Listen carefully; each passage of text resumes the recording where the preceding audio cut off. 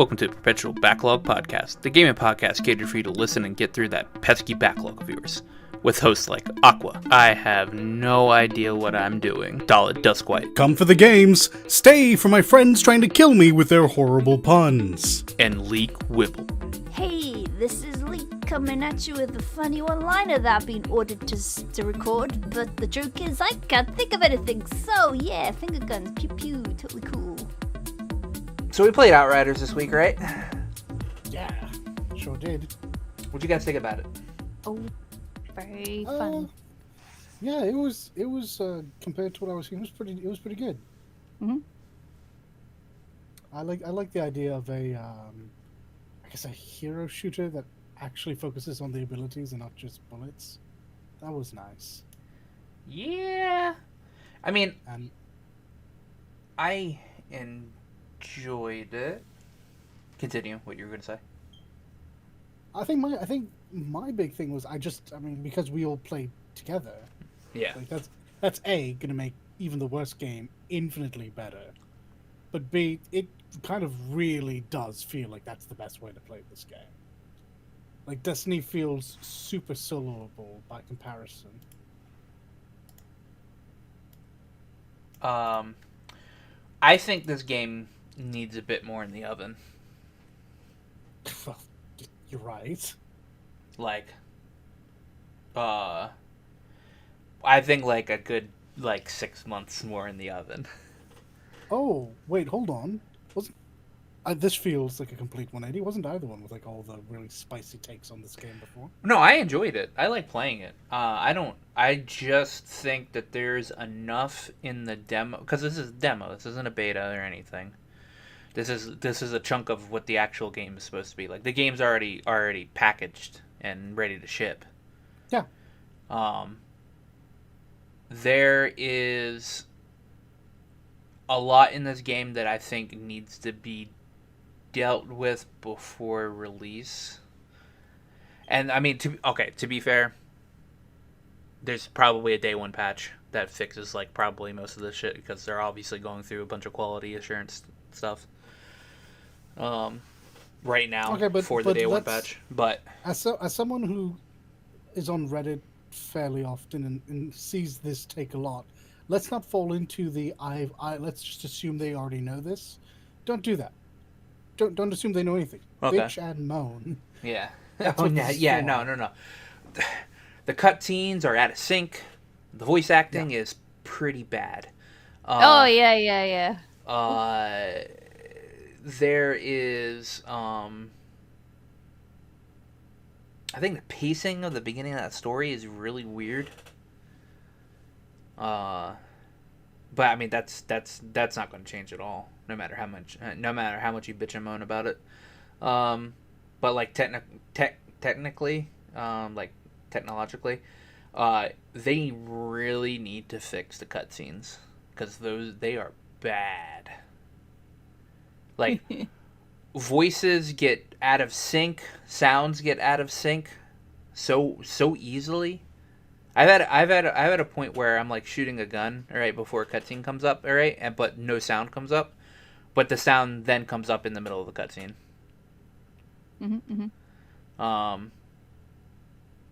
It's like the subtitles get way ahead of the of what the characters are saying. There a lot needs to be fixed, and like I said, maybe there's probably a day one patch for it, but no, I don't. I think that they probably need to work on this a little bit more before releasing it. Other than that, I think the game's okay. I agree. I think you need to definitely be playing with friends, because not only does the game get significantly harder alone, the game itself isn't just as fun alone. And you can change the world tier back down to like what you want it to be, but again, what's the fun in that? Well, people will say it's the grind. You grind until you can play at the tier that you're expected to be at. Yeah, but I think it's better. Like, I don't know. Like, gaining those world tiers and then playing on those world tiers felt like better progression. And even though like it gets harder, but like you feasibly can't end up doing. I mean, unless you got lucky with like a crap ton of really good gear. You feasibly can't like there is going to be a stopping point on which you can start like gaining higher world tiers and keep doing solo. I wonder about that. I say this mostly because someone's going to find a way. But yeah, no. I also have a couple of issues with it.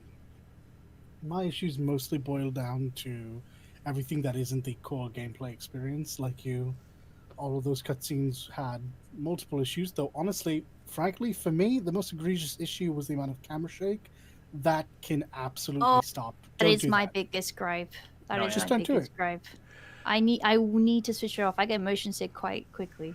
Oh, it's not even like the. I don't even mean like the in-game motion blur or anything. I mean like actually in cutscenes, it feels like.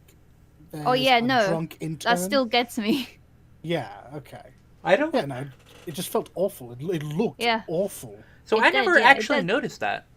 Oh god, it was the first thing I noticed. in the Again, I first didn't pay attention to the Yeah. cutscenes that often, other Well, than I should rephrase. It's not in. It wasn't in the first cutscene, because the first cutscene comes in on a. I guess not on anything since it's a virtual camera, but comes in smooth over top of the grasslands. yeah. It's anytime you as a character are talking to another character a la Mass Effect. Well, okay, yeah. Then yeah. you get this weird person shaking and like they're on a sugar high instead of just. Why wasn't it on a tripod? Again, it's a virtual camera. You have the option to not have that shake. I mean, someone thought that was a good idea. Yeah. Besides that, yeah, no, I don't think any of the characters are particularly interesting outside of the main character. And they're interesting because they are a straight man to this world that is doing everything in its power to make funny things happen. Yeah. I think all the other characters are kind of meh or whatever.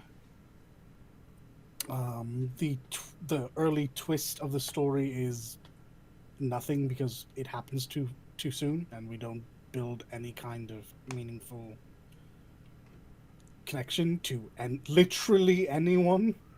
And remember, Doctor is twirly mustache evil, like, oh, we just set down the plane because we just need to set down the plane. Just do it. Who cares about the storm and the people that are sick? I mean, I guess that's bad, but I feel like I genuinely completely forgot about that. Yeah, right. All those other people came from the ships. Yeah, that's not ideal, but I also don't give a shit about the two characters who were definitely supposed to give a shit about. I forget both of their names at the moment. And then you, Yeah. and then you Jakob jump, and what's her face? Yeah, those two. Yeah. Serena or something like that. Yeah. I felt it was kind of. It didn't feel like I was playing underwater in the city, but it definitely didn't feel as smooth as when I was out and about in the world. Yeah. And the storytelling was just not great. No, I mean, it's I very laughed basic. at things, but yeah. my guys, one of my favorite movie series to watch is Godzilla. So, like, I'm not looking for a high grade material if I want to laugh. I mean, some of the bits were pretty funny in the writing aspect, like the that lieutenant just getting shot in the middle of his sentence. Yeah. Right exactly. after he just like fucked over that one guy, he was like, "What is this all going to be?" Hugs it. Yeah, that was good. there is some moments of slapstick, clearly like B movie style, Comedy. writing. Yeah. And they should lean into that because if they take this seriously, it will fall apart. I think definitely. Yeah. Because there's a lot of like tropes in this game. You know, you've got a mishmash of Mad Max, and then you've got, there's some Terminator Easter eggs I found as well, and obviously you've got.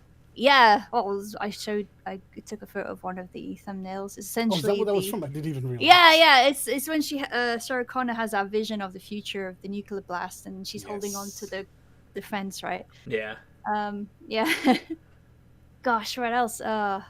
Yeah, there's like Starship Troopers style humor in it somewhere as well. Yeah. I just wanted someone to turn, face the Yeah. camera, and say, "I'm doing my part." Seriously. like games like Outriders or like even I'm gonna leave Destiny out of this one, but like Outriders and Borderlands, like games like those, they need to lean in well Borderlands does, but they need to lean into that type of comedy because like when you have writing that is basic, like oh we're colonizing this one planet, oh there's something wrong with this one planet, oh I'm being cryogenically frozen for 30 years, oh I wake up to a war between normal people and altered people. When you don't have very good writing in that, the other parts of the game definitely needs to be like not taking itself seriously and just have a bunch of like dumb comedic moments because like in Borderlands is nothing but dumb comedic moments. Borderlands never takes itself seriously. Yeah, and there's something to be said for focusing on the story. It doesn't need to be the main idea, but it does need to be good enough for people to want to progress, because you're going to have to deal with this story. Unlike other shooters, the game is filtered through that story. And you could skip the cutscenes. I guess that'd be fine. You probably wouldn't miss too much, honestly. No. You just be like, here, go to this room, shoot people. Here, go to this room, shoot people. Here, go to this room, shoot people. But pick then up loot. That becomes then thus becomes my next problem. I didn't give a damn about the loot. It didn't look good. I mean, I got a couple of rares, I guess, that actually had like a profound impact on things I could do. That was neat. What the loot does is very cool. The gear just does not look very good. The game itself looks like trash. It looks like it's 12 years old. It's very boring and very grey. You're on an alien planet. How did you go for the most boring palette possible? I am hoping it will go back to the more natural jungle parts, because when you, at least in the cutscene where you're approaching the main campsite now, or the base or whatever, it is surrounded by forest and nature, but obviously this alien force of lightning or whatever is keeping humanity separate from that. And I'm hoping as you in the future you would be able to get into there, but I distinctly hope you're right. I hope so, because it looks beautiful. The initial stuff that you walk through was nice. Yeah, that was really nice. Yes. This is true. Yeah, I mean, that said, and you only get a certain section of the game anyway in the demo. It's true. You only get to go like a third of the way through the story of the game. Well, you go to the end of chapter 1. I don't know how many chapters. Just the world levels. This is fair. Yeah, you go to the third of world levels. I mean, yeah, like there's definitely room for them to move away from that, but with the focus on this war and the fact that in the entirety of chapter 1 proper, not just the prologue, hell, half of the prologue, honestly, it's just war-torn battlefield, and this is coming from the Gears of War guys. I expect more of this. To be fair, it looked all pretty basic Gears of War. It did. Yeah. That's why I'm worried. I am curious where they're taking it though, because the narrative currently tells me humanity never changes. They want to beat each other up all the time. And the planet knows this, and wants to like stop them or something like that. I don't know where they're going to take it. Are they going to go with the narrative like these altered humans are the next step, or I don't know, kiss and make up? War never changes. No, what's gonna happen is that you're gonna be fighting the altered throughout the whole entire of the game. And in the end, you're gonna kill all the altereds other than yourself, and then you're gonna get shot by the next human or whatever, and it'll be like, we don't need any more altereds, humans only, and then you're gonna be like, what? Oh, don't do that to me. I don't need another what ending. I was ranting about, what the fuck was it called again? Haze. I don't need another ending like that, please. That game made me so angry. Well, regardless of what it comes down to, there's little Bates' little flecks of hope. I'll probably pick this game up after it goes on its initial sale. Yeah. It's usually another thing that 3 of us can play together at some point, and it would be fun. But It's I definitely a have to sale admit, game. yeah, I say this not having high hopes for it. This is a game I'm probably going to skip cutscenes in and just play for the. I get to run in and turn everyone to skeletons, and then they explode. It's Yeah. pretty fucking cool. Yeah. I get to I freeze quite people. like I quite like the pyromaniac one. Oh yeah. No, what the positives for the demo is you have 6 character slots. I don't know why 6, because there's only like 4. You can be. Yeah, it's one That's for in the classes. class wise, right? I guess you can like, oh, maybe I'll have a lady this time, teehee. But I don't know.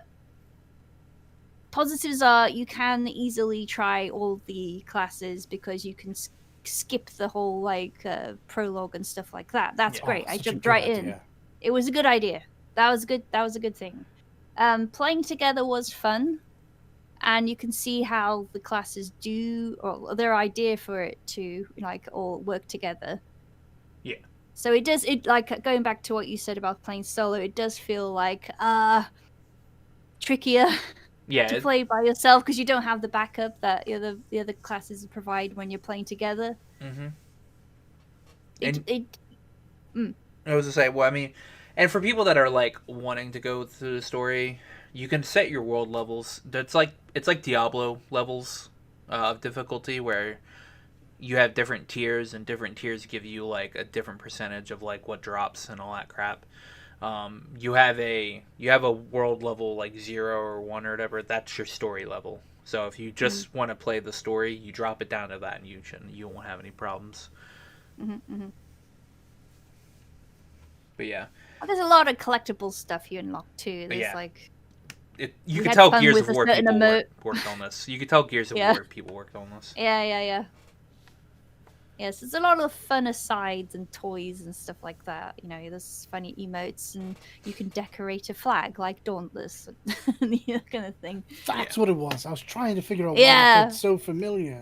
Is Dauntless flag planting. Yeah. Yeah.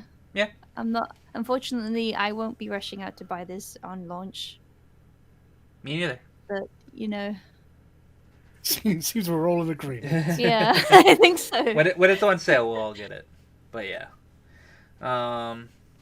I played more Persona and a little bit more Ghost of Tsushima. I am right at fighting Haru's father in Persona 5. I So. enjoyed that fight. Yeah, I'm in the interim. Like I got to the treasure, and now I'm just like playing my days out until like the last like 3 days where I actually send the calling card and crap.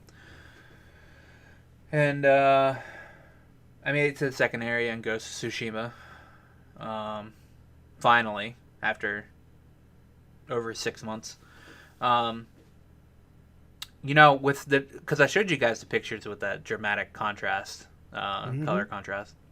Yes, it was glorious. Playing so in the second area, and Dalit knows this because he's beaten it. Like half of not half of it, but like a good bit of the first part of that second area is like just a field of like white flowers.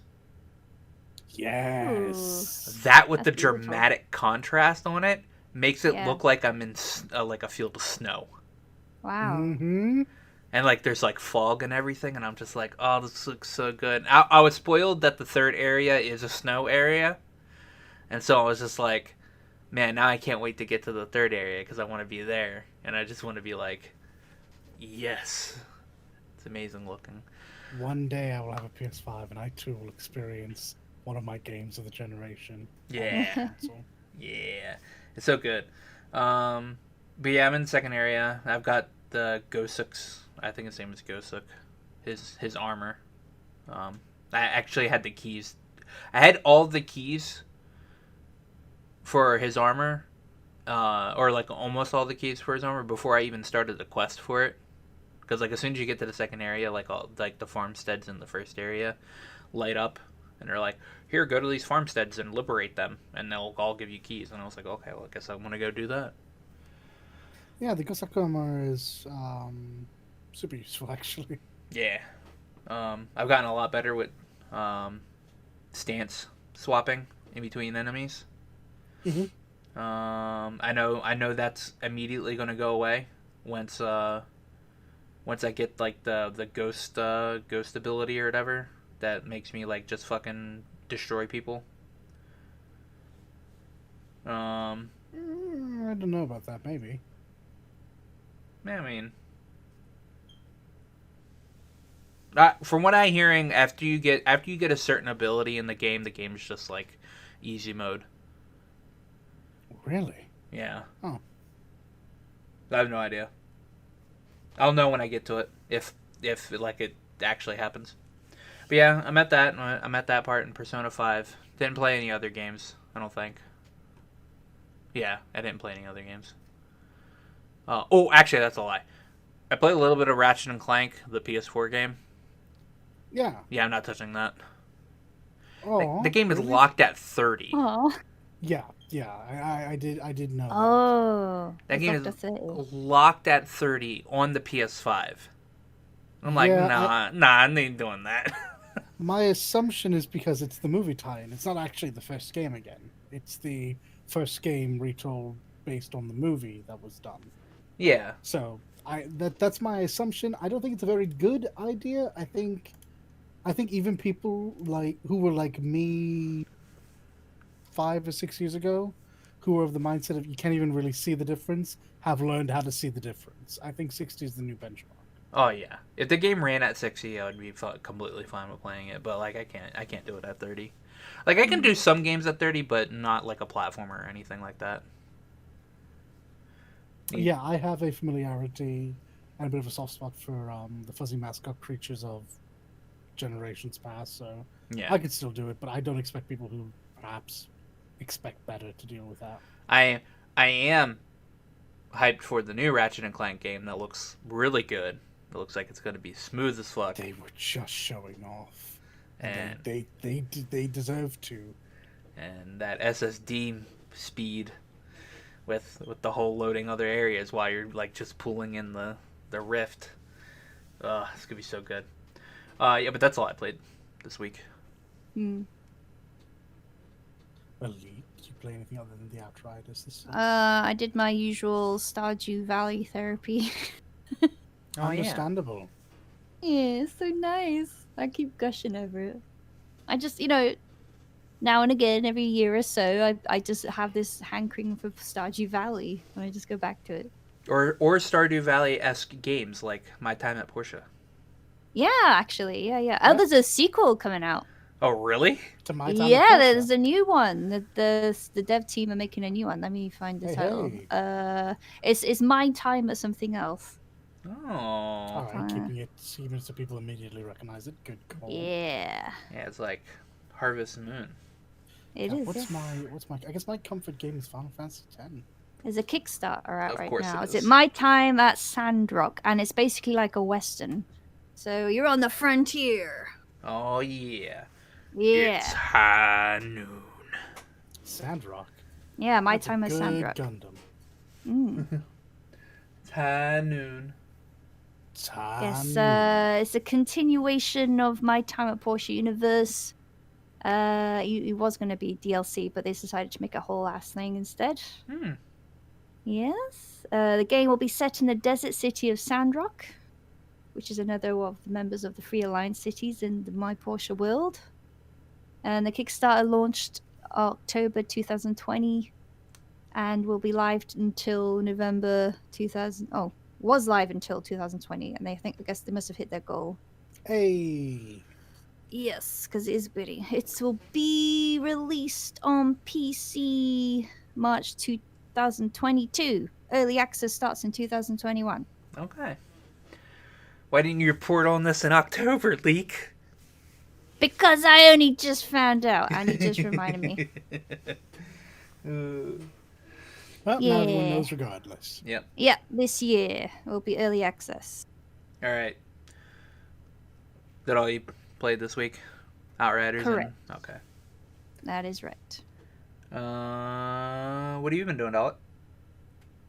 Well, I did the Outriders with everyone. I think I briefly played a fighting game. I think it's Street Fighter 5. That's what it was with the new season.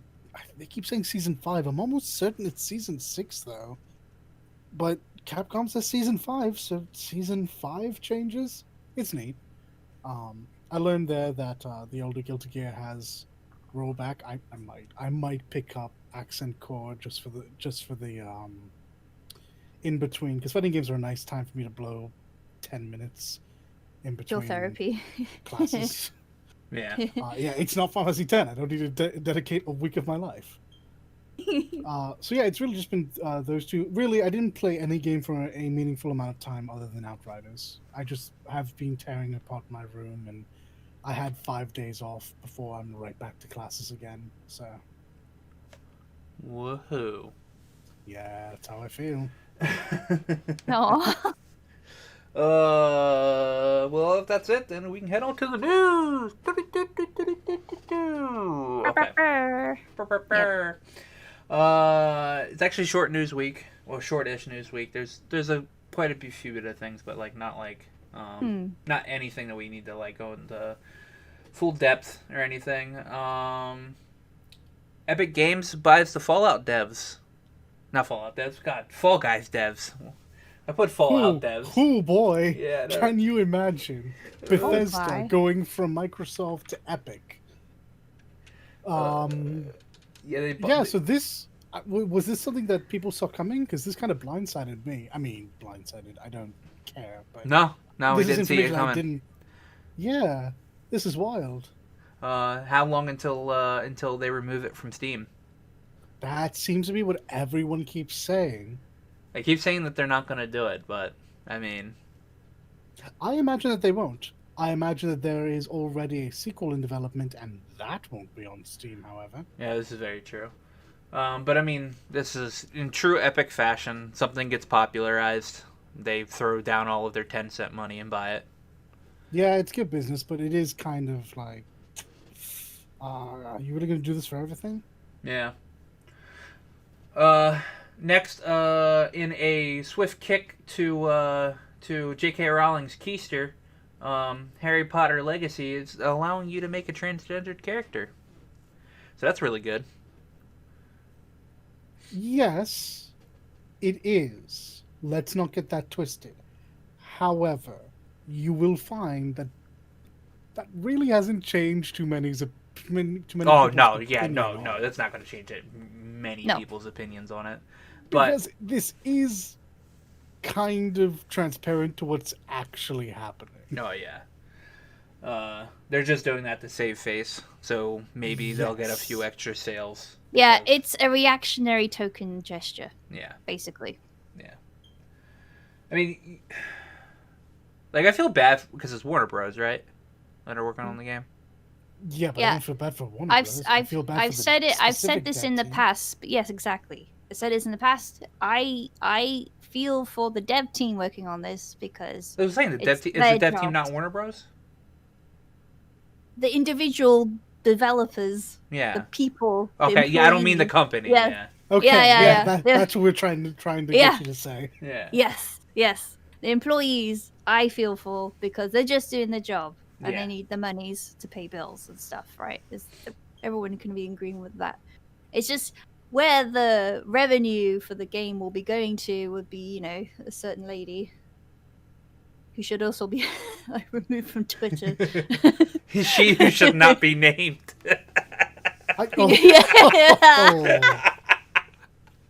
Yeah. She brings it upon herself, though. Yeah. I'm gonna wait for a couple of more trailers to come out to see if I actually go to play this game or not. I don't know. I've been wholly unimpressed with everything about this game thus far. I'm hoping to be swayed on that. I still don't think this is a game that's designed for someone with my tastes in mind, but Yeah. I also wasn't the biggest Harry Potter fan. I was usually a Harry Potter fan by association, Yeah. in that everyone I associated with loved Harry Potter, and I was like, yeah, it's all right.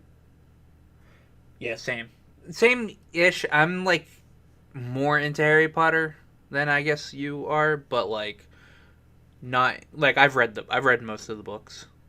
So I mean, to be fair, I made it up to no, Half-Blood Prince isn't that deep into the series. What did I make it Half-Blood up to? Prince is very deep into the series. It's the Is it? second to Okay. last book. All right, well then I made it to Half-Blood Prince. I got halfway through the book and I put it down. Not because the book was bad, but just because one day I put it down and I just never picked it back up again. Yeah. Mm-mm. And that was it until the movies, I guess. And then I watched all the movies because they are infinitely more digestible. Oh, yeah. And then one of my friends, Liz, at the time was super into it, and so therefore I had to be super into it. I like Harry Potter. That means you like Harry Potter. I believe you mean we Like Harry Potter. No, I didn't. Oh, I see. Yeah, I guess we like Harry Potter. All right. But yeah, next up, in nice Miss Walker fashion, where they release news unbeknownst to many people. Miss Walker, which is the studio that Sakaguchi, creator of Final Fantasy, has made.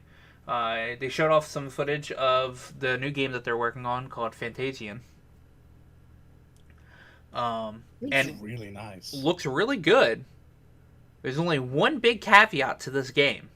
Yeah. It's only Apple Arcade. And that's it. Yeah, God. Why? Literally on Apple Arcade, and that's all you can play it on. And I'm like, how much is Apple paying you for this, please? Like Miss Walker as a studio kind of perplexes me, and it's mostly because I've been a Sony PC person. Ergo, I have missed literally everything they've put out, despite really wanting to play. You missed a lot Miss of the Walker. things they put out. Why are you like this? But yes, no, I have. I wanted to try out. I especially wanted to try out Lost Odyssey. I'd like to have given a go to Blue Dragon. Terra Wars was really interesting to me with the Noctis crossover. Mm-hmm. No, sorry, with the full 15 crossover, because that was neat. Yeah. And then that's a phone game. I was like, so Sakaguchi, am I just never going to play one of your games at this rate? Like, I'd have been fine. I'd have been fine if Fantasian was just a phone game. But it's specifically locked behind Apple Arcade. Yeah, that is puzzling. That is puzzling. So you can't get it on Android or anything. Yeah. You literally have to play on Apple. Yeah, you do. But I really like how they've taken the idea of pre-rendered backgrounds and taken it a step further, where they've actually made physical models for the environment. Yeah, it looks really good. You know, it's beautiful. They've made these beautiful dioramas. But it's just locked behind Apple Arcade. I guess I'll just have to watch it all on YouTube. I wonder if it's timed. It might be timed.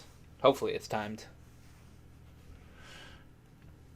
But yeah, it looked really good. If you have an Apple device, then I suggest you check it out, because definitely looks like it's going to be a really great game. Next was... Nobuo Utsumatsu's the composer as well. Yeah. Oh, lovely. Yeah. Oh, it's going to be such great music too. Oh. It's going to be a nostalgia trip, because you're Yes. just like... He's a composer. the full game, though. Maybe. Let me see. Let me look at this. It's game. Yeah, because as of late, he's taken full soundtrack. Oh wow! So this is going to be one of his last full soundtracks. Fantasian composer Nobuo Uematsu may be done with working on full soundtracks. Yeah, this is going to be it. Very impressive. To have like that as one of your big sticking points.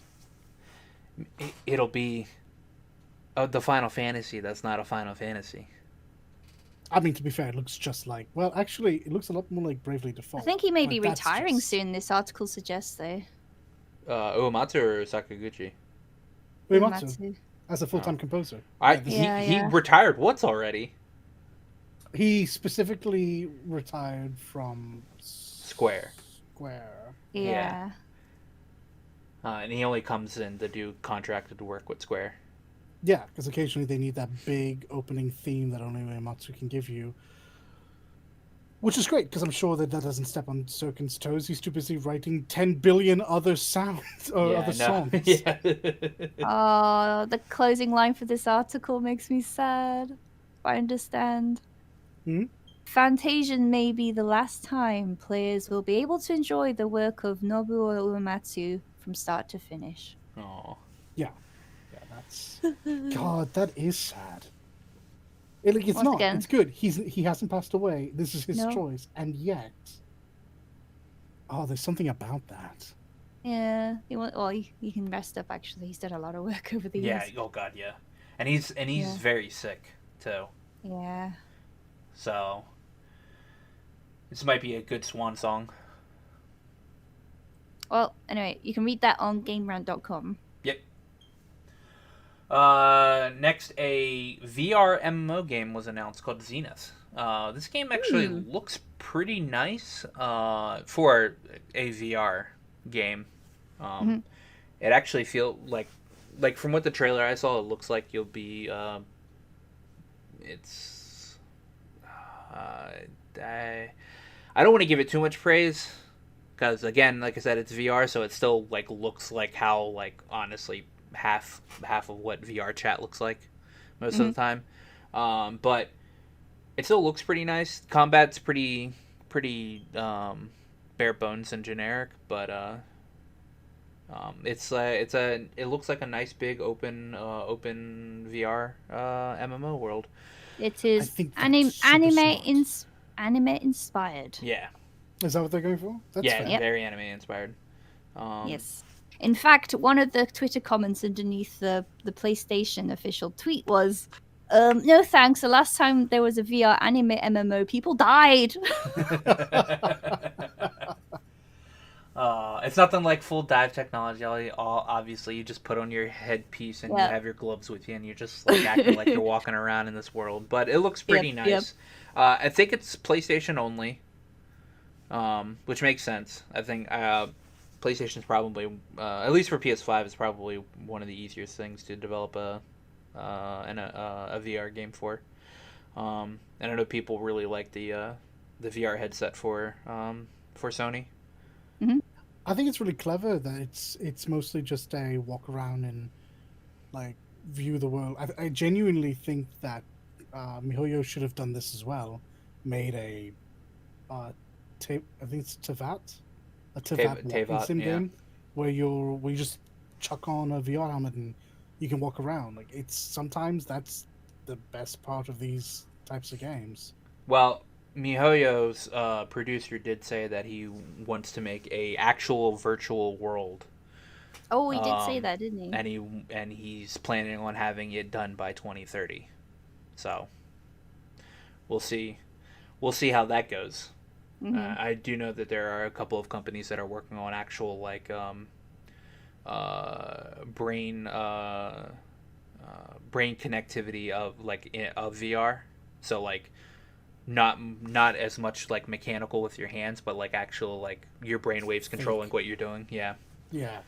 So maybe by that time we'll have at least more bare bones of that type of technology. Then that'd be interesting. Continuing on with VR, Doom 3 is coming to VR. So if you like Doom 3, which a lot of people don't like Doom 3.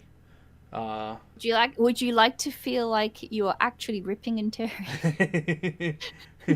Put on your helmet. Rip and tear. All in your face. Lovely. Please do not play around the vicinity of fragile instruments. Yeah. Oh gosh. Yes. So that's coming later this year, I think. So it's gonna be nice if people wanna actually feel like they're ripping and tearing. A bill was proposed in Arizona to allow Epic to have its own payment method, and not to allow Apple or Google from retaliating from it. So like this whole debacle with Epic making taking off their own taking off their V-Bucks from the Apple Store or whatever. It's going, and maybe this bill will go through, and they'll be able to actually, at least in Arizona. I don't know if this is going to be like introduced nationwide for America, or if it's just going to be like, well, if you're in Arizona, you don't have to worry about paying Apple or Google to play your Fortnites. If it happens in Arizona, it stands to reason that it'll just be pushed towards the rest of the nation. Yeah. I mean, obviously not the start. This will be like the jumping off point. And it's a really weird thing, because I think this is a good thing as it stands. But it is shady because all the companies involved are kind of horrendous. Yeah. Even the hero in this one of Epic is still like, yes, good, but also, does this apply to other companies, or is it just for you? Because if it's just for you, nothing really changes for us. Yeah. Just means a third person getting a cut. Yeah. If it's a global thing wherein that will lead to other parties getting a bigger cut and essentially having their products on this platform without having Apple double dip into payment, then yeah, that'll be fine. That way they're not paying to have their game on the platform and then paying Apple or Google another bit of money off of every individual transaction. Yeah. I don't know. Mobile is wild, so it's already difficult. Yeah. The if it happens in Arizona, you'll start seeing maybe cascading other states I should think so, yes. go through, because it'll just be like, it's precedent now. Like, so in Arizona they can do this and all that. So once it actually passes, that's when other places will be able to get it passed. Next is a bit of news that I ran into. So the new Trails game that's coming out this year in Japan, it's called Kuro no Kiseki. They had they showed off a page of, I guess, one of the Famitsu articles or the Dengeki articles that talked about the battle system that's going to be in the new Trails game. You'll be able to swap actually between an action-esque battle system to a turn-based battle system. So, like, if you want your normal turn-based battle system as you normally have in a Trails game, you can choose that, or you can swap over to an action-based system where you'll be able to control your main character, and it'll be like more Ys-esque type gameplay. There's no like video of this actually working. It's all a bunch of stills and translation, but it looks pretty nice. This game actually looks like a modern game, unlike previous Trails games that still look like they're working off of The back-end PS3 technology. So yeah, I can't wait for that. I will most likely... Actually, I still need to beat Hajimari, so I will not say I will most likely get the Japanese version, because I still need to beat the previous one. He will, though. Yeah, I will, though. He has done. I do. I have a few of them. So Xbox Series X controllers are having some occasional problems where their buttons are giving out very quickly. After the 2 weeks or the week and a half of me straight playing my PS5, I have not had any controller problems. So that's score one for Sony. It seems like a bunch of the face buttons are giving out with these Series X controllers, and that's kind of not good. Yeah, that's never a good thing to see. It's been, goodness, just from the holidays, 4 months since it came out. Yeah.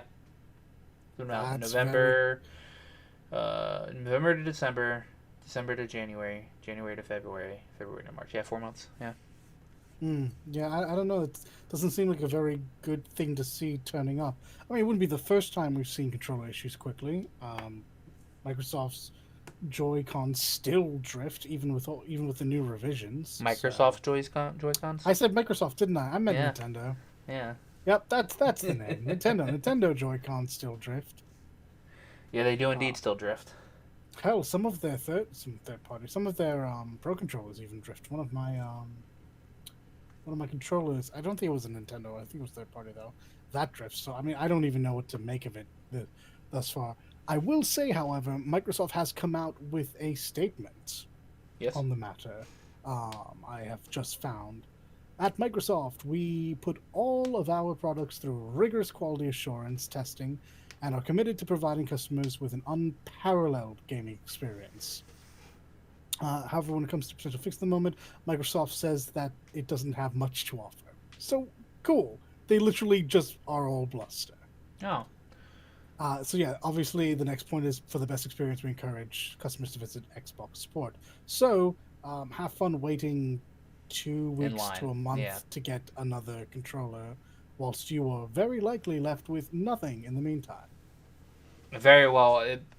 Like most people will be like, oh, okay, well, I need to send off my controller or something to get it fixed, and they'll just buy another controller. Yeah. So this next bit of news, I was really excited for.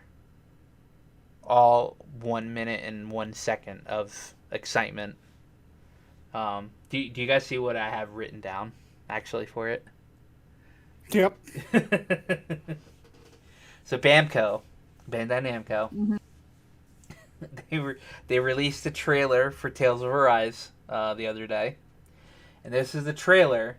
This is an announcement trailer to announce a window for another announcement. How very Square Enix of you. Yep. And along with their Twitter post, they said they're gonna make spring unforgettable. So their announcement was they showed a couple of scenes from Tales of Arise, and with some voice acting over it, and at the end it said more news to come in spring 2021. So I mean, it's just More like news. yeah. They said they're gonna make spring unforgettable. So I'm just assuming it's gonna be they're gonna announce the release date, because this game has been 2 years since it's been announced, and possibly a demo. They're off on when it comes to demos for their for Tales games. If I recall, Berseria had a demo. I don't remember if Zestiria had a demo. I think Grace's F had a demo, but I'm not 100% certain. So they're like off and on when it comes to this. I'm hoping for a demo because I really want to see how this game, because it's all a whole new engine. They're finally using Unreal. I want to see how this game actually feels in that. Because it seems like a bunch of it seems like the fighting's actually in world now, and not like you run into an enemy and it swaps over to a battlefield. Yes. So I'm really hoping for that. It was really weird hearing the voice actors talk in this trailer, because the guy that is talking is Dogi from Ethys. Is Ray Chase Dogi? Is that Ray Chase? That's Ray Chase, mate. He sounds so much like I'm pretty sure that's Ray Chase and Eric Lindbeck, as a matter of fact. That's Torius and Maggie Lou. So much like Dogi. Hold on, let me see who plays Dogi in Ethys. Some staple voice actors in there. I am, however, going to put out that I am not at all certain about the female VA. That's a guess given previous work. I am, however, damn near certain that was Ray Chase.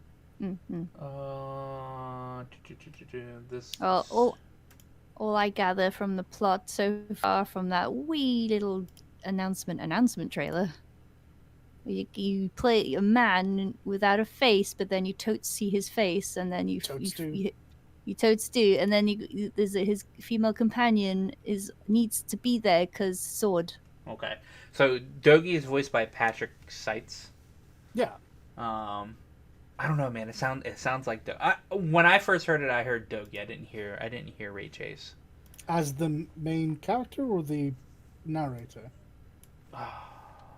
Because those are two different people, and I think the narrator might have been Ray Chase. Was there a narrator? Yeah, there was a narrator. I need and to it watch- might have I need been to watch Patrick it. Seitz. Anyhow, Anyway. great trailer Yeah. for what it was. Yes. Which isn't much, but it looked very pretty, and we needed something because the last time we saw it was not E3 last year. No, it was in the not E3 last year. Like there was a trailer last year for it. Yeah, but Okay. then they went completely radio silent. So. Yeah. And Is then there any premise that they've hinted at? there's 2 worlds. Mhm. One world is a slave to the other world. Oh, Huh. Well, at least they didn't go with worlds colliding, because then I would have Yeah. said, "Oh, cool, Final Fantasy 9." One of the places is called Donna. And which Really? is why I was so weird when I heard Dogi when I thought I was hearing Dogi say Donna, because I was like, oh my god, why this is like me playing East 8 all over again. Dogi saying Donna, but it's spelled Dhane. In Dana. Tales. Tana. But that's pretty much like the only premise of it. I mean, there's very little information on this game, and it bugs the hell out of me. And I'm gonna have to wait until like sometime in April or May just to get any info on it. So. Oh, I'm assuming that mask is a whole metaphor to breaking free Possibly. of their destiny. It rhymed. It's Oh, wait. cool, right? Did you say you thought you heard Dogi say Dana? Yeah. Yeah. That's because what you he said. did. That's the narrator. Okay. Oh. So Patrick Seitz is narrating this. All right. Yes. Okay.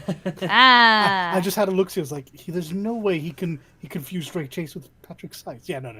I need to rewatch. I watched the trailer once, and I was just like, okay, I watched it a I'm couple ready. times. I'm ready It looks for it. beautiful. I'm just ready for release date news. That's all I'm ready. Orange. Like I'm still ready for Scarlet Nexus news. Like I need a release date for that. So. Yeah. Bamco. So You next. get all your anime games. Yeah, I need all my anime games. So there have been some pretty telling leaks and rumors and confirmations that there What have you been is saying? that there is a Switch Pro coming out. Nintendo has partnered with was it Samsung? They're going to make a Switch Pro that is able to output at 4K when you're docked, and when you're not docked, it's on a 7-inch OLED screen. That is that the resolution will be hard locked at 720. That's pretty good, though. Yeah, it is pretty good. I mean, I don't think any of this comes as a surprise. That this was always inevitable. There are people that are saying that they are never making a Switch Pro. There is a lot of people that are saying that they are never making a Switch Pro. Oh, that's a bold stance to take. Okay. Yeah. There are a lot of people that see this stuff and be like, nah, they're not doing it. Oh. Really? Yeah. Huh. Okay.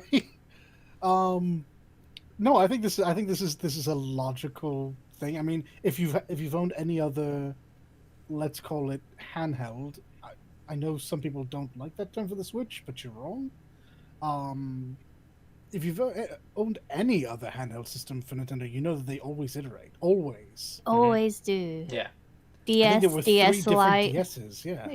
Yeah. And people are saying like, why isn't Nintendo saying that they're doing this? I was like, well, you also have to realize that Nintendo is coming out with a bunch of specialty Switch consoles within the next couple of months.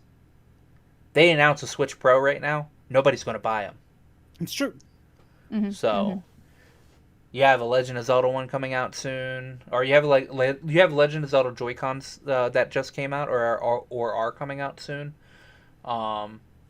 You have there's a couple of specialty looking Switches that are coming out. If they announce that there's a Switch Pro, then and like the specs of it, people are not going to spend money on these specialty these specialty versions. They're just gonna wait Now, until. that said, fuck Nintendo. Yeah, fuck Nintendo. Yeah. Because this is ridiculous. This feels like something that probably could have been done the whole time, and that they went with their first, maybe not their first, but like their first major revision as the base Switch, and have just been waiting to sell this. I don't like that. I especially don't like that because of what the possibility of what comes next is, and that is potential exclusive games, not to Switch, but to this particular version thereof.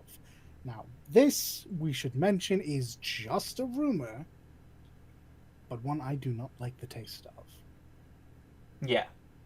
I can see Nintendo doing that, but I can also see them not doing that. I don't think it would be Nintendo. Even the rumor suggests it would be a third-party type of situation, where games that otherwise wouldn't run well on the base Switch, because the base Switch is not very good. Come at me, Nintendo fans. Yeah. It's not. It's convenient. It's not very good, though. So Will actually be able to run on a higher quality console, which this next Switch would obviously be. And so I don't think it's a case of, like, I say fuck Nintendo, and I'm don't get me wrong, I mean that. But also, I don't think this is necessarily a Nintendo thing. I think it's just a case of Nintendo made a almost immediately obsolete piece of hardware as far as other companies were concerned. And now that they're finally making a console that can keep up, the old generation is going to be left in the dust to some degree. And I imagine that Nintendo itself will continue making games that will function on the Switch, because Nintendo doesn't really care about fidelity. I mean, that's not entirely true. If you look at a lot of their renders up close, they are very good. But it's never. I don't think they are going to push their system very hard. I think other people will, and regardless, it's a bad idea to have games split on what is essentially the same console. that's why I don't think that it's gonna be split, is because the Switch Pro is most likely gonna still be running the same architecture as the normal Switch. It's just gonna have better hardware in it.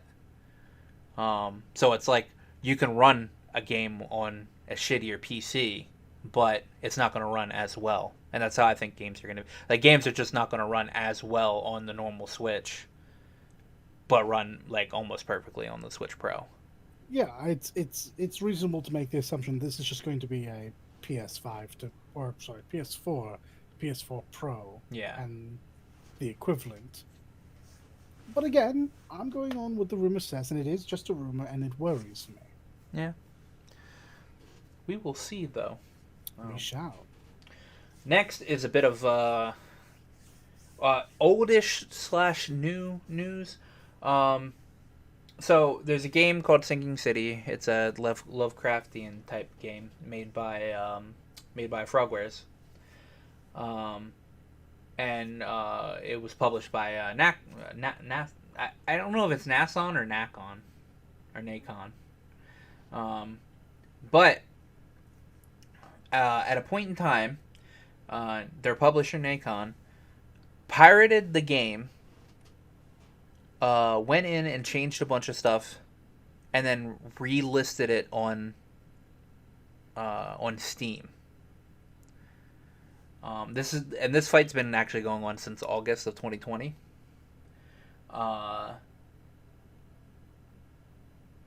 So the people that own the game are actually the developers of Frogwares, all right? Yeah. But there was a like bad communication between them and the publisher, and the publisher decided to pirate the game and change it a bit and relist it up on Steam just so they can get money out of it, because they're actually not working with each other anymore. Like, after their contract, Frogwares decided to make their own DLC for the Sinking City game, and they were going to put it up. But Hey. What are you going to say? Well, they Frogwares sought to legally terminate the contract many times. Yeah. And Nacon refused to and tried to find ways around this. Yeah. So recently, Frogwares had to DMCA their own game Yeah. just to get it off of Steam, Yeah. and which Steam finally did. madness. Valve finally removed it off of the thing. But holy Yeah. crap, man! How shitty of a publisher do you have to be to do this? Yeah. Okay. So, the agreement was, or is this? They signed, in 2017. Frogwares signed the Sinking City contract as a licensing agreement with Nacon 2 years after the start of production. Mhm. In exchange for a financial contribution to the development, they gave them the rights to sell and commercialize the game on 4 platforms, which Mhm. was Xbox One, PS4, Steam, and then later on Epic Game Store. The intellectual property would still belong to Frogwares, which has always been the only producer and owner of its games. Yeah. So it was a licensing agreement only. Nacon did not own the IP at all. Yeah. So having 0 actual stake in this game, they still tried to pull a fast one and market it under their own name. Yeah. Wild. Yeah, they went Okay. as far as removing Frogwares like dev logo from the game boxes or hiding them as well. It was very bizarre. And they turned. They admitted to it too. They turned around and said they wouldn't. This game wouldn't exist if it weren't for us. Is one of the lines that they had said. That is so manipulative and awful. That's awful. I'm confused. This game came out in 2019 and it's only getting sorted now. Well, it didn't start happening until last year. Okay. Um, And it's only getting sorted now. yeah, I mean, dude, legal systems are long and arduous process. Yeah, and Nacon has been dragging their feet as Yeah. well for years. So. But finally, after going through the DMCA and everything, Frogwares was able to get the game delisted from Steam, and like they had been telling all the people that were into like getting this thing in City, do not buy it off of Steam or whatever because it is not us selling it. Don't give any money to Nacon and all that. Yeah. So If you wish to buy, go to frogwares.com. yeah, They also have the open letter there as well, so you can read it in full. give the money to them directly. Yeah. Man, fucking. Dude, publishers only getting shittier and shittier, man. Seriously. I like their closing statement on their letter as well. To developers and people of the industry, if you want to talk about this, reach out. We will try to answer you as much as we can so that you won't end up in similar situations. It is a shame that in such a creative industry, there is so much energy wasted because of such practices, such as what Nacon did.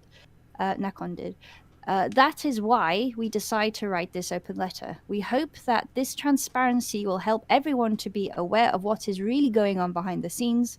We only have one goal: helping to banish bad practices by speaking freely about them, instead of remaining subject to the code of silence. We know that we are not the only ones in this situation. This is our way to help the video game industry become more ethical. Yeah, they've been very transparent over the past year about this. So, well, it's a good thing seeing everything go up for them after all that bit, though. Yeah, more power to him. Yeah. Next up, we have Atlas put up a survey this weekend asking people what they want to be ported to Switch. I say they're asking the wrong question because almost everybody wants everything ported to Switch. Correct. So that's the dumb question to ask. They need to ask what stuff do they want ported to PC, and the answer is Also everything. Everything. Also everything. But Yeah. more importantly, Persona 3 and Persona 5. Yeah, genuinely, if I'd known about this, I wouldn't have been much use to them because I would have said everything in the Megami Tensei verse. That's Shin Megami Tensei, Persona, and Catherine, I guess. And Wacky Races. Those are the only things I would have said. My question is, on consoles at least, they have ways to actually block things being streamed at certain time periods as they so choose. Yeah. And people get around this by just basically using like maybe like A capture card. a capture card, right? Yeah. To stream it. So do you think the reason why they don't always port to PC is because it's harder to block? Yes. I would say that, except if this is the Atlas we're talking about, and they're typically kind of lazy when it comes to doing stuff that isn't just making a new game. Yeah, I think that it genuinely comes down to A, they want that censorship ability, and B, they didn't respect the PC market. They didn't think that they'd succeed in it, and Yeah. because they didn't think they could, they never did, and when they put out any feelers at all, they've suddenly realized, oh, okay, yeah, all right, people want this on more than just whatever it launches on. They want... Imagine, gamers want everything on all the things. Well, I just find it funny that because Persona 5 Strikers is on PC and Switch, but Persona 5 is not on either of those. Wait, did Persona 5 not come out on Switch at all? No, I don't think so.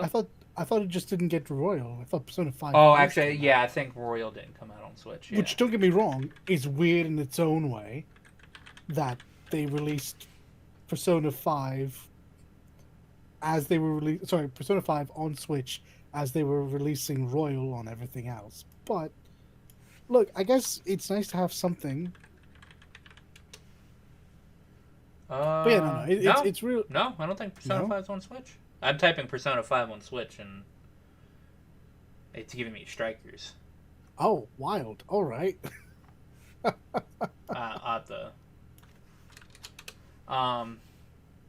have to just type in Persona 5. No, it just says PS3, PS4. Yeah. Huh. Okay. Weird. Yeah. No Switch versions for either of these. Devs, I can make this pretty easy for you. Assume the wider audience wants your game on every platform because it means that they then don't have to choose a platform. They can always rest assured that they will always have access to your stuff. Now, I do recognize that's expensive, but I do also recognize that a series as popular as Persona can probably get away with that, and it's silly not to.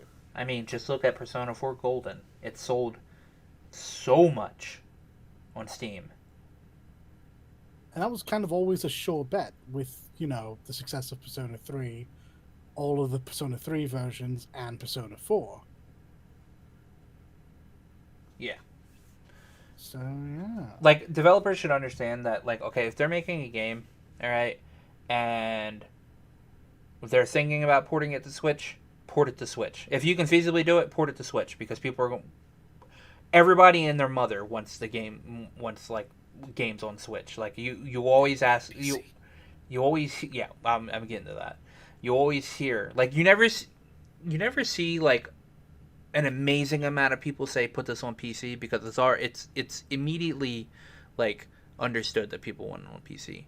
But every game that isn't on the Switch, or whatever, you will see 1 to 12 billion comments saying, when is this coming to Switch?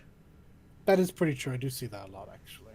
Every single game that is not on Switch, there is somebody saying, when is this coming to Switch? So, just, like, developers assume if you're thinking about porting to Switch, and you can, go ahead and do it, because people want it. There will be more than enough people that probably will buy it. I mean, as long as people like playing the game in general. But yeah. Let's see. What is next? So GTA 6 was hinted by the Take-Two CEO during the earnings call that they had this week. And it wasn't that they were saying GTA 6 is coming out or whatever. They were discussing about when to actually announce GTA 6. And yeah, I mean that's pretty much all the news we have for that because nobody knows when they're going to do it, but they were discussing about when to announce that they're going to be working on it, and everybody knew that they were going to be working on GTA 6 anyway. So, without a doubt, that will most likely be the next Rockstar game that is announced. it was stunning how long GTA 5 lasted, and it was a consistent moneymaker for them. But even Rockstar and Take-Two had to understand that was going to run out soon. So this is just the logical. It was an inevitability. Yeah. I hope they just remade San Andreas, and I know they won't because we were just in San Andreas, so I think we're probably off to Vice City in this one. But do I need to get GTA 5, don't I? I've never played it. I mean, in that case, yeah, spend your $12 to pick it up, sure. Yeah, because it's like I could find it cheap anywhere, pretty much. Oh yeah, oh yeah. What was the last GTA I played? I'm trying to think. The last GTA I played was 3. Or, no, San Andreas. What is it, San Andreas? Yeah, I think... Wait, no. I skipped 4, though. Yeah, I skipped 4 as well.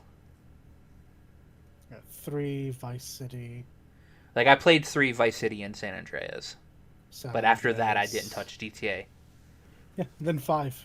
Yeah, that sounds right. Yeah, I didn't really play 4. I watched someone else play it. Only the beginnings of it, though. I think it was San Andreas. Cousin. I like Let's go bowling. I like putting cheats in GTA 3, like flying cars. God, was there any reason not to in that game?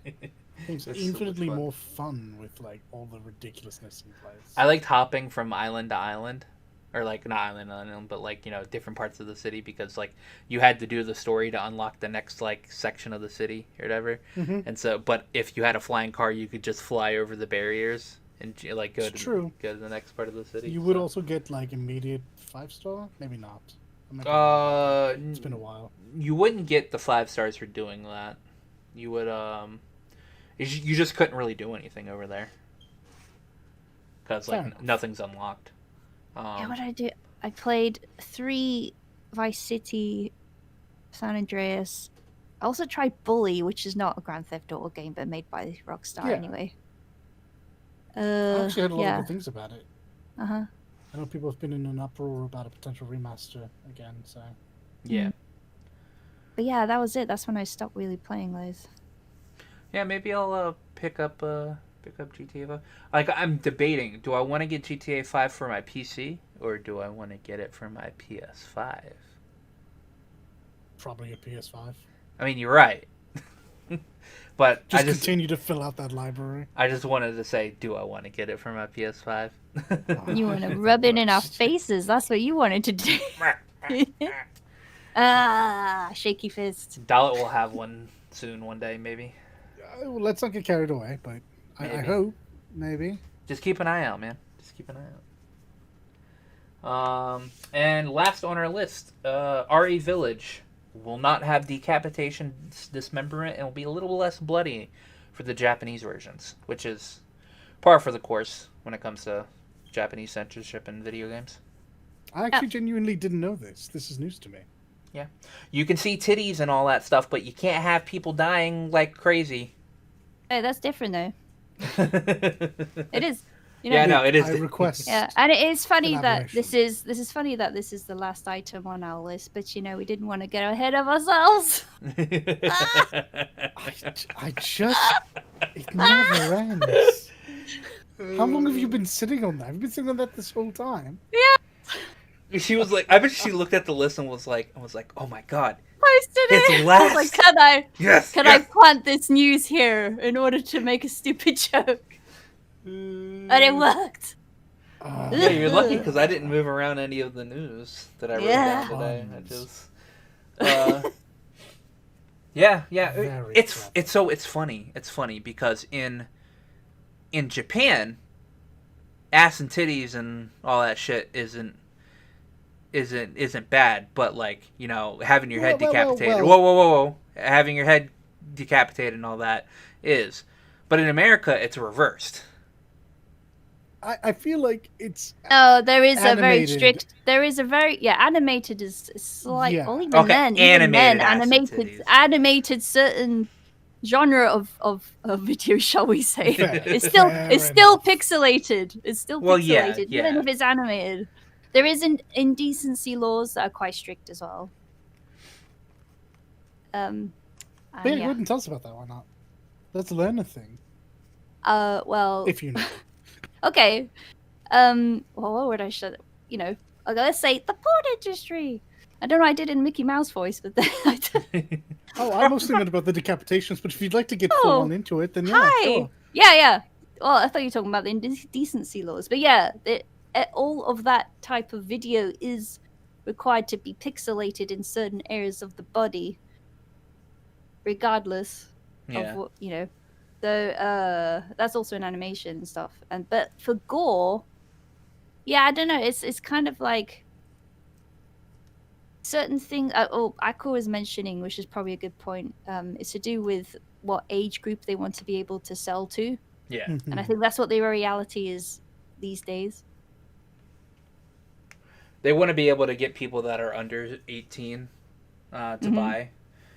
So like what I was reading up on the thing was like, if they had stuff like decapitations and a lot of gore and a lot of dismemberment or whatever, the rating would have to be at Seto Z, which is nobody under 18 could buy it.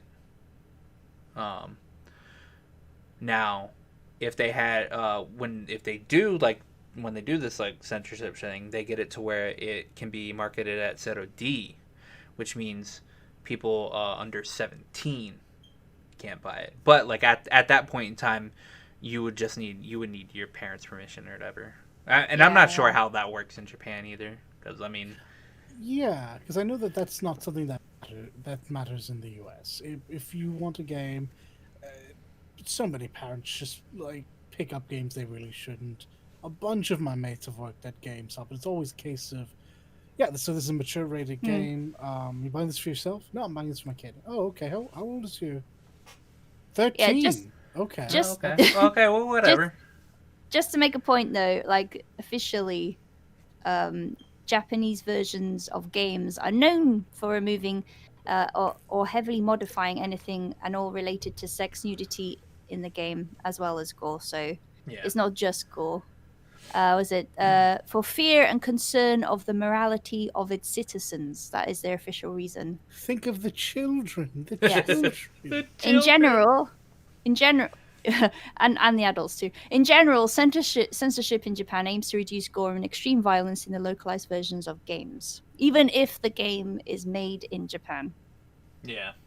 That's fair, and that is something that I had said before, that I was surprised that this was an issue by a Japanese developed and published title. But I guess, as you correctly stated, they do have a worldwide mindset. Yep. Unpopular take, I think games could stand to be a little less gruesome. I think there are other ways to get your point across, but also, I mean, I don't care. Yeah, I mean, like it just depends. Like, I mean, if the game is Resident Evil, right? If the game calls for stuff like that, I mean, I feel like it's okay. But they also stated that it's not going to really be much different from the outside of Japan releases. It's only a few little like subtle differences that they have to make sure it stays under that rating. Sure, but this does always beg the bigger question of just censorship as a topic. And I know that God, it gets under people's skin something fierce, and I don't much get it. To put Resident Evil into perspective, I don't play Resident Evil for the gore. I mean, it's just not a thing that appeals to me in that regard. I play it for the schlocky story. There's a reason why 4 was and probably forever will be my favorite Resident Evil game. Yeah. I mean, I also, to put this in perspective with another Capcom game that's in a completely different vein, Devil May Cry. It's, funnily enough, not that graphic. No. I mean, Nero getting his hand cut off was actually fairly friggin' graphic for that. Yeah. For that series. And sure, it's more Dante like gets impaled every single game. But that's yeah, just but this is like clear fantasy violence, exactly not realistic, where some games are trying to get to graphics wise. Yeah. You know. And Resident Evil's more realistic. Yeah. It is in that regard. I mean, you are definitely popping once human heads. Yeah. Or very gooey insectoid virus head. Mm-hmm. Generally, the further away it gets from looking like it could happen in real life, it you know, the censorship is more lean, you know, nicer. Yeah. Bring back Las Plagas. Turn everyone's head into a scorpion. It'll be fine. Yeah. Oh, God. No, bring back the Mortal Kombat Green Blood. Let's go. Oh. The green blood and the sweat from the other games. Yeah. Oh, man. Yeah, violence and nudity are really tough things to want to dance around because, as consumers, the vocal, I don't know if they're the majority or the minority, to be honest. The most vocal of us tend to really, really speak out against censorship, whereas I don't care. Yeah. If a game's less bloody or whatever, odds are I'm not playing it for that. And if they shine a brighter light on, who was it, on Lady's ass, cool, whatever. I'm not playing it for that either. I mean, you played it on PC anyway, which doesn't have that, so. I genuinely don't remember because again, I skipped after the first time playing through. I skipped those cutscenes. Yeah, the PC version didn't have that gigantic ray. Was it just the PlayStation? Yeah, it was just the PlayStation version. Okay. Because PlayStation has or Sony has harsher censorship like policies, which always made people like laugh because Nintendo doesn't have barely any censorship policies, and they have like very on the border games on like the Switch or whatever. Oh, I have fundamentally misunderstood that back and forth between people. Yeah. I always thought people got really hot at Sony for censoring the popular games when they would also put like VR Girlfriend up there, and apparently that one gets pretty naked. Pretty naked. Yeah. So maybe I misunderstood what was actually being compared. I don't even remember Nintendo getting brought into that. When Nintendo has a lot of those games where you're like virtual dating and all that, and you're doing all these like same premise then. Yeah, okay. Doing all these like little cute little pets, petting your girlfriends and all that. Oh God, that makes okay. So I'll talk about this for a moment. Completely off topic. Maybe this gets cut off, but yeah, Fire Emblem. The last few Fire Emblem games before Three Houses, where you could like rub their face. I didn't like that. Why do people want that? Mentioning that. Like people were really heartbroken that didn't come to the West, and I was just thinking, why? Not only is she 13, but she's 13, and it's like you're treating her like she's an adult. No, stop. Oh no! Now that you put it that way, that's creepy. Yeah, I don't like that. Like, don't get me wrong. Have your fantasy OC relationship where you go on and have all the kids and save the world. Great, grand, whatever. You can leave. I forget what it was called, like skinship or something. Leave that. And I don't just mean in Japan. Leave that out. Period. Please. Yeah, it's creepy no matter where it is. Yeah. Sorry, tangent over. That's all right. Anyway, yeah. I mean, it's like it's par for the course when it comes to Japan anyway. So, I mean, like I said, you won't be able to tell that much of a difference if you end up playing like both versions. That checks out. Fair enough. Especially with the more recent Resident Evils. That's good. It's probably for the best. All right. Well, that ends our news segment, guys. What are we doing this week? I have to literally tear my room apart, install 2 new tables, a bunch of outboard gear, and get myself ready for sound engineering. Oh yeah, that sounds amazing. I'm going to be playing. Well, I'm going to do work as usual, my work life, and also lots of D&D. Oh yeah, tell us about this little D&D shindig that you're doing this Saturday. Yeah. Yes. All right. So what is it? It's like 8 a.m. PST time. It's at 5 p.m. CET time on Saturday. Yeah. there will be a one-shot session, which is the beginnings of possibly a whole series of one-shots centered around Final Fantasy XIV, DM'd by the one Ethys Asher. Ooh. Friend of the channel, SS Asher, who was on. Yeah. Yes. And he'll be delving into certain parts of history within the Final Fantasy lore, 14 that is. So he'll be exploring some aspects of what happened here, what happened there, and sometimes there will be actual NPCs as characters. Sometimes there will be unique characters that players make up just to explore his story that he wants to explore. Very nice. Lots of This exploring. Saturday- I've said explore far too much. What can we expect this Saturday? What is going to go on in your game? Well, it's just after the calamity, and the company of heroes are being sent on a mission, and that is the premise. To kill all primals. Yeah. No.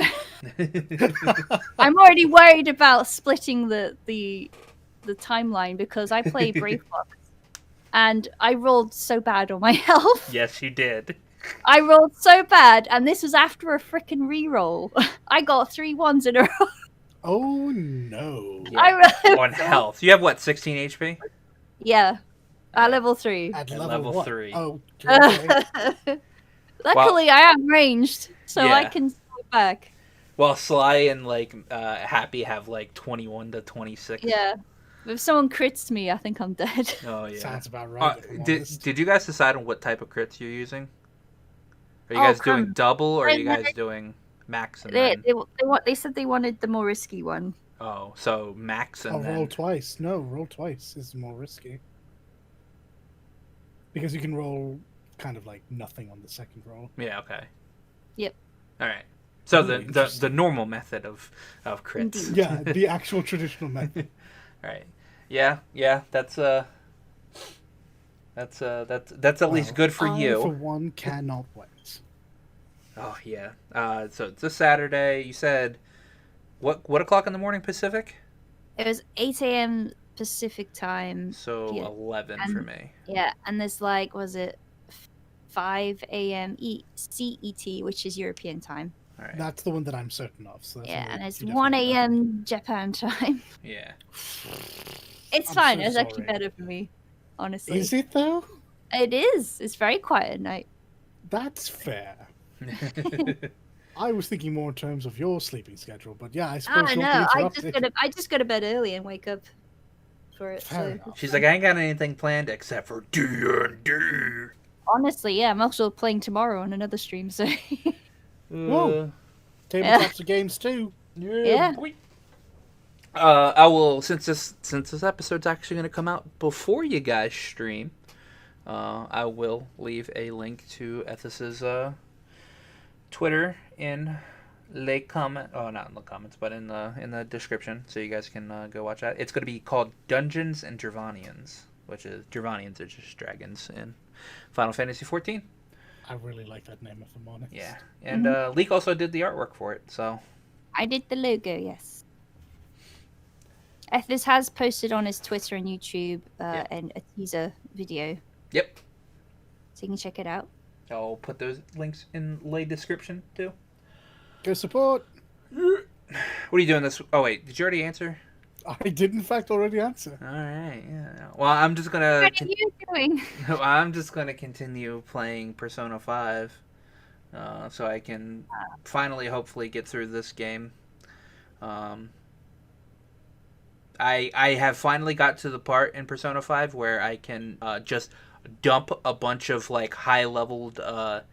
By high leveled, I mean my DLC personas into Arsene.